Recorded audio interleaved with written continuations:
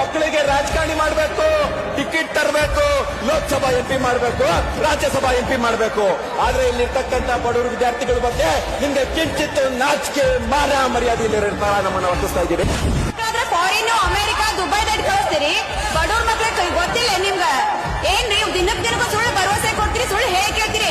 ಮಾನ್ಯ ಮುಖ್ಯಮಂತ್ರಿಗಳೇ, ನಿಮ್ಗೆ ಸವಾಲನ್ನ ಹಾಕ್ತಾ ಇದ್ದೀನಿ. ತಾಕತ್ತಿದ್ರೆ, ನಿಮಗ್ ತಾಕತ್ತಿದ್ರೆ, ದಮ್ಮಿದ್ರೆ ಪ್ರಪಂಚದಲ್ಲಿ ಮತ್ತೊಂದು ನೇಪಾಳವನ್ನ ಸೃಷ್ಟಿ ಮಾಡಬೇಡ್ರಿ. ಯಾಕಂದ್ರೆ ವಿದ್ಯಾರ್ಥಿಗಳ ಶಕ್ತಿ ಇವತ್ತು ಎಲ್ಲ ರಂಗಗಳಲ್ಲಿ ಕೂಡ ಮೀರಿಸುವಷ್ಟೇ ಶಕ್ತಿ ಇದೆ ಅಂತ ಹೇಳಿ. ಬಿಟ್ಟಿ ಭಾಗ ಏನು ಬೇಡ, ವಿದ್ಯಾರ್ಥಿ ಜೀವನಕ್ಕ ದಾರಿ ದೀಪ ಆಗೋದ್ ಕೊಡ್ರಿ. ಬಿಟ್ಟಿ ಭಾಗ ತಗೊಂಡು ಏನ್ ಮಾಡೈತ್ರಿ? ನೀವ ಬರ್ರಿ ನಮ್ಮನೆಗೆ, ನಾನೇ ನಿಮ್ಗೆ 4,000 ಕೊಡ್ತೀನಿ. ನಮ್ಮನೆ ಬಂದು ಕುಂಡ್ರೆ 4,000 ಹೋಗಿದ್ದೆ ನಿಮ್ಗೆ ನೋಡೋಣ. ಇವತ್ತು ನಮ್ಮ ತಂದೆ ತಾಯಿಗಳು ಸಾಲ ಸಮದ ಮಾಡಿ ಏನಾದ್ರು ಓದಬಹುದು, ಆದ್ರೆ ನಮ್ಮ ವಯಸ್ಸು ಮುಗಿದೋಗ್ತಾ ಇದೆ. ನಿಮ್ಗೆ ಏನ್ ಅನ್ಸಲ್ವಾ? ನಾವು ಹೆಣ್ಣು ಮಕ್ಕಳು ಬೀದಿಗೆ